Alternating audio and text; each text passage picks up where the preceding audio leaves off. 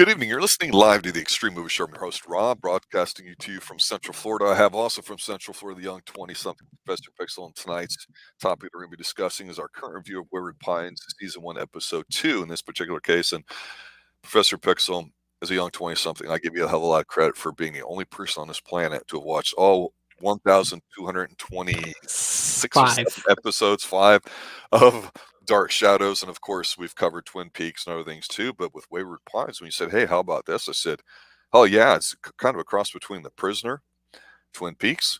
We talked about the debut episode, which at the time was a big deal.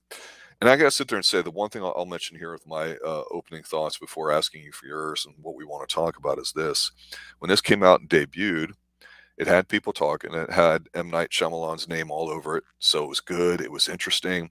It's got a lot of cool things that you pop for. Looks great. Characters, you're interested in what's going on with the story. Things don't make sense. And then the second episode that we're going to talk about here, the ratings actually went up a lot.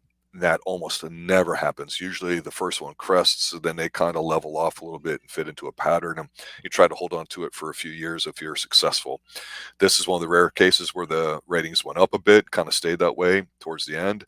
But I got to tell you, wow, not only did they have a great first episode, they had a really great second one too. Because man, it's interesting and it's a bit gloomy and bleak, and we're rooting for these people that feel like they're stuck in a little town trying to get out. And I like this episode a lot. I forgot how good and intriguing it was. What's your initial take? Yeah, no, I was looking forward to seeing this next episode. Not sure where exactly you're going to be able to go whenever. Well, of course I knew some, but whenever you say, "Oh, there's no leaving," okay, he's trapped. It's the prisoner again. No, but after Ethan goes ahead and he tries to escape the first time, and what do we get? We get him pushed by a police officer. Sheriff Pope goes ahead and pretty much arrests him. So, well, not fully arrests him, but detains him.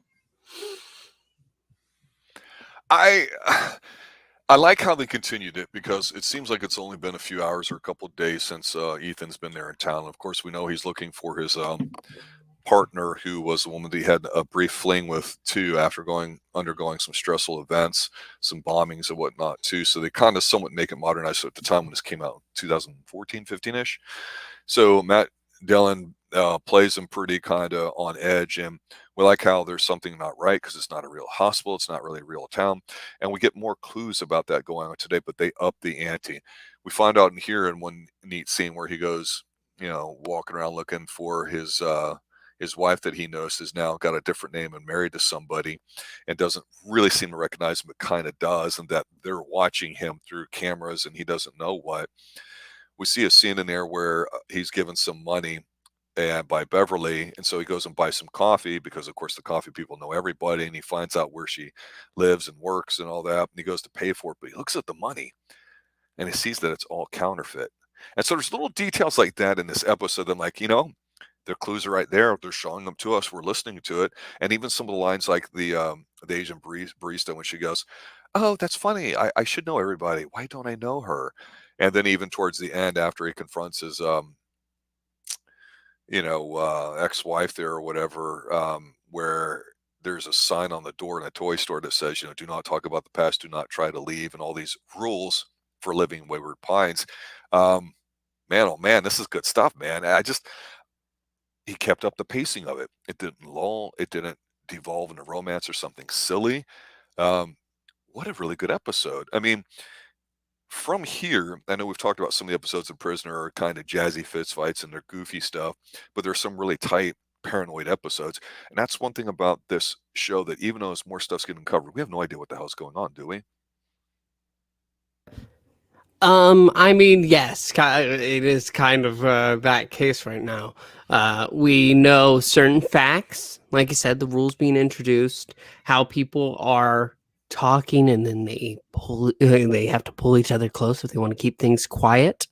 And you know that the hottest woman here, Kate, she's up to no good. Yeah, she's stacked. What I like about her acting in the first episode, a little bit in here, is if you are being listened to with hidden cameras here in town as you walk along, fake sounds are being imported in. You've got this giant electrified fence all the way around. You know it's from letting people not escape, but also what's on the outside. So there's the hint of something of a danger, right? And we don't know what it is. We have a town where there's basically no cars. Of course, there appears to be electricity and utilities and stuff, and people seem to have a role about them. And so we have some things with timelines and some flashbacks, which again, we get here that kind of drive it forward. It's almost more of a distracting because the interesting thing is not what happened before his car accident. Then he wakes up here in Wayward Pines. It's what's going on currently and his ability to survive. A stranger in a strange land. It's the classical, hey, how do I survive? How do I deal with this? And we know that the sheriff seems to have a major grudge against him. And I think he does a fantastic job of communicating that. But I just liked in a couple of scenes in here I wanted to point out. We saw a lot going on with the hospital where he's about to get lobotomized in the first episode. We don't really get too much of that now. But we do see him try to investigate his other partner who looks like he'd been burned alive while strapped to a bed. So when he goes at the beginning of the episode to investigate it a bit more and he sees that he's got something in his boot, that's when he gets arrested again. And then goes back later to the morgue in a deft little verbal back and forth where he gets the sheriff to kind of say, yeah, it's over. He's over, body's in a hospital. And I feel like Ethan's being smart about the situation and stringing him along and getting him to reveal information, which shows that he is adept at it. He's like, look, let me help you. I've got 15 years of experience on the force, so he downplays it here. He's like, well, have you called forensics? And he's like, yeah, well, when do you expect to hear from him? He's like, well, tomorrow morning. He's like, okay, so I assume, the body's at the morgue. He's like, yeah, in the hospital. And he's like, okay, so will you let me know tomorrow what's going on? And the sheriff, is kind of like, whatever. And like, oh, that's how he knows to go there because he sneaks in there. Finds a secret map, and damn it, I love these stupid secret maps that you get like at the beginning of like books that you read or whatever like that, whether it's an adventure story or something stupid, and it's a dumb map for TV visual purposes, but it works because you're like, hey, what's that he's focusing on in the lower right hand corner? It says like bag or satchel or something like that, and it looks like by the edge of a forest away from the town. And I gotta say this, there was one shot very early on, and I wish they had lingered over it longer. Not of him walking in town with that beautiful backdrop of the mountains, but of the town itself, where you can almost see every single street. You can see in one corner where the hospital is, another one where there's another facility, and then a big gap around it where there's like a park, and then a few not so nice streets, and then a bunch of woods before you see the tracing, the outline of the fence. I just wish they would have showed that a bit more, just so you get a feel of, yeah, we really are trapped. It really is a prison. Because definitely there's a few more things that happen here too. But what sticks out to you as far as the development of the story, the plot, the characters? Well, what you said about going ahead and checking out the map, going in, getting that. I also like the scene in the hospital where after leaving the morgue, he sees not just, oh well, let me go ahead and leave right away. He sees his wife and son on a couple of carts and being wheeled away through a window, and he rushes out saying that, where's my wife and son? I saw them. And he has a talk with Dr. Jenkins, Toby Jones. Yes. And now Ethan is a little worried. Ethan's almost convinced that maybe he is hallucinating here. Well, he's been in a bad car accident. Yeah. And they just mentioned how he had like a hematoma of some sort, or brain swelling, whatever you call it, edema or whatever. And they wanted to basically do surgery on him and refused it. And so, but it's obviously something's not right because of the stupid nurse. Yeah. That nurse is all kinds of wrong. But I do like at the end here, towards the end here, where we have to come up with a plan to escape. Because, of course, just like the prisoner, at the end of every episode, you must try to leave. No. Before we really talk about the ending, I do want to bring something up, but keep going. And this is where we learn, okay, they have chips in them. which Yes. is a go-to. It's obvious. We should And it's have the worst. realized this because they're like animals being observed, being listened to constantly. And we go ahead and get a little bit more of Beverly. Yeah. She was born in what year was she born? I don't remember. It was I almost think it was 1960. So, and she is actually 54, but whenever she first came to town, it's obvious that there was a big jump in time there. He says, "Well, you look good for 54." Yes. Yes. Yes. Yes. Well, let's Yeah. talk about her character a little bit too, because obviously he goes back to see her. She's the one that gives him the money, and so while they're walking around and talking about the map, it makes it feel like okay, conspiracy means there's different sides of something that's going on. There's always like the man, which is usually, of course, the government because they wield the most power, and so despite the chip thing or whatever, which leads them to have a plan. They're walking around town in a nice little scene where they're at night and they walk past like an old camera antique shop or something, and you kind of see where camera's like tracking him a little bit, and he stops and backs up, and they're talking about stuff, and you could see her being nervous because hey, here's a guy that seems to be like her and Ethan that has to figure out how to get along, and you can sense that she's struggling with how to deal with it. Now, is that because she's 54? Is that because something's wrong with her mentally, like him? Because of course they meet his ex-wife, and I keep saying wife, but it's partner. They meet his partner and her husband, and they invite them over for dinner, which serves to be the backdrop of how they're going to break out. So I liked her character because you're like, okay, Juliette Lewis looks the part. She's very believable in it. She sells it well. And there was a scene in it too where I mentioned the Asian barista that's serving him. I'm like, well, I know he's older, but he is an FBI agent, and he's not an ugly dude. I'm looking like she looks like she's not hot for him, which I'm going, why does she look like she's scared of him? And so it's interesting because one of the good things about the show, 2 episodes in, is some of the background actors and the way they do it.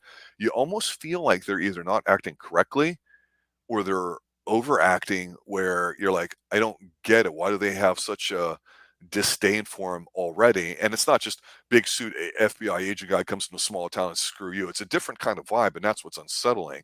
So then towards the end, when he looks for the at the map and he sees Pac and he's looking for it and he goes to the woods, he's walking around and he's like thinking like his partner, and he sees it at the top of a tree that he goes to climb, and while he's up there getting ready to grab it, he sees somebody standing like on a shooter's platform or like that, just taking some shots or whatever. And so I thought that was kind of interesting development. But the real thing to this ending that I want to mention is a scene that I don't know why it's good, but I want to try to explain it. It's this: when they go to hatch the plan for going over to Dinner's house as ex partner's place, they go to Beverly's home, which this it's a really, really nice neighborhood because again, it's a very small town. It's a very nice house. He's like, "Hey, get a nice house," and they start walking down the street, and they're not a couple. He's not romantically interested in her, but you can feel like they're trying to support each other. That they're two people trying to make something work here. You see her being very upset, but just the camera that's focusing on them walking down the street. You see the neighborhood in the background. You see nothing going on, no people, no cats, no signs of activity, and you're like, "This is kind of weird." It makes it feel very empty, and it adds a little bit to the till I think the paranoia and dread of what's going on because you have a very, very uncomfortable dinner scene where the plan is hey, I'm gonna, go to the bathroom, make sure there's no cameras in there. Then you go to it after that, leave your thing in there, and then we're gonna escape tonight. So you're like, okay, this is cool. And there's some good lines here at the dinner table too with his ex-partner and her husband about things. And a big to do that we'll have to talk about here is when Beverly gets so nervous, she kind of says something about a child she had back in the day, because apparently you're not supposed to say stuff in your past, as we saw in the toy store on the rules that when you leave. And it said, Wayward Pines, business rules for every business. You have to have these things, whatever. So what do you make of this whole exchange here? Yeah, no, like the talk is obviously uncomfortable before she makes that slip up.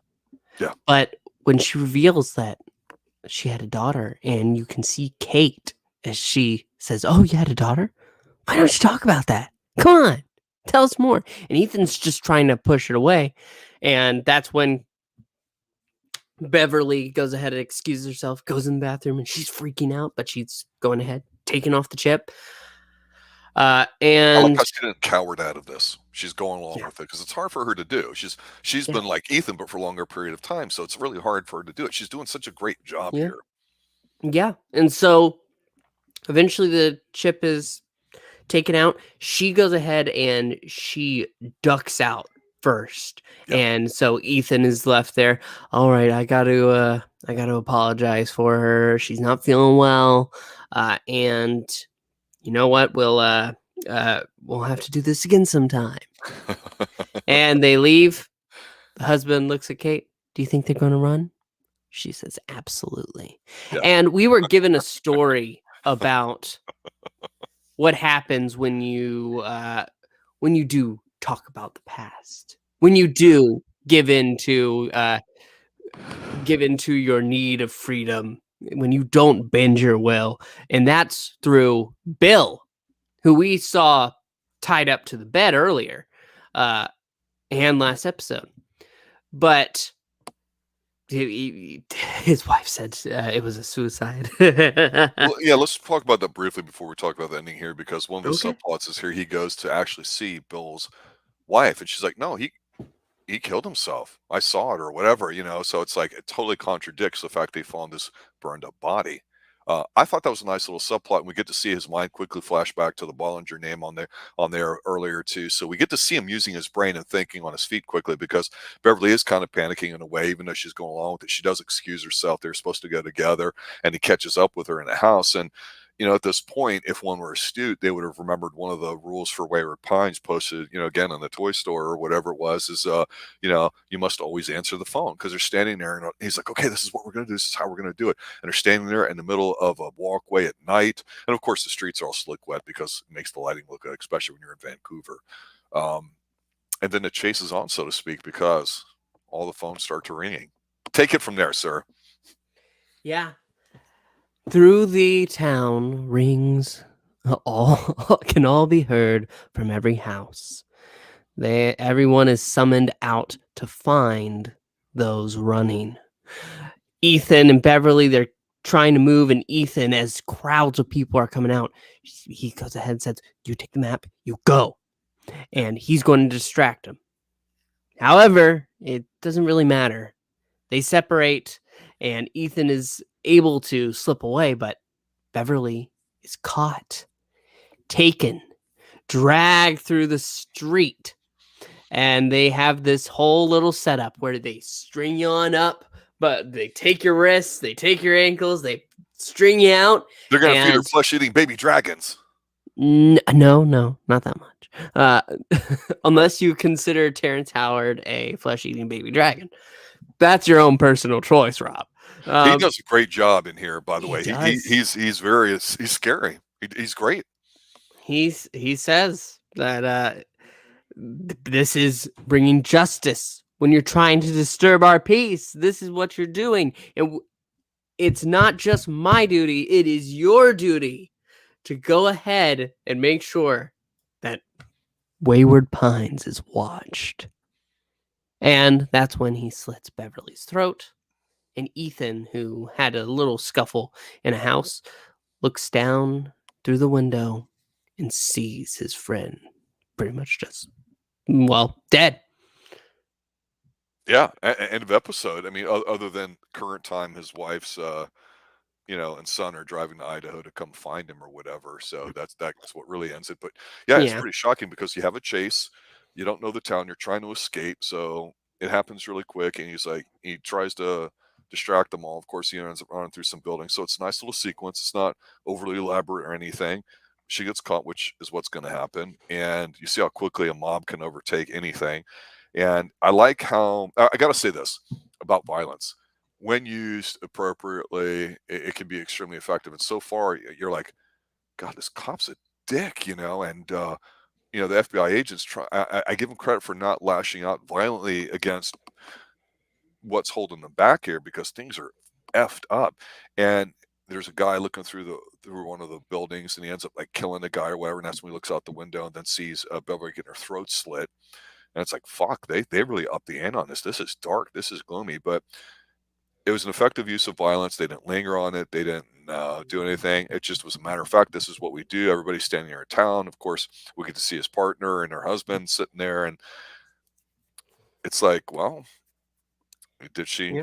make it happen? What's going on? Why are they following these rules? What does that have to do with the outside? And you're like, shit. I mean, if you're not afraid of the sheriff now, you damn well better be. So I'm really stuck because it's like, what can Ethan do? And a lot of it's a resource thing. He doesn't have his gun.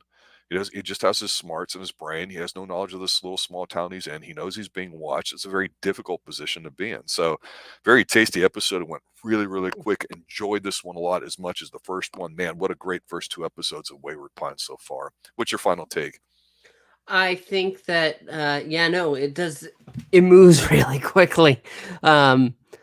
I am still I'm enjoying it, but you're still left at the end like, okay, but I need more. I need to watch more. I need to know more. What the hell is going on?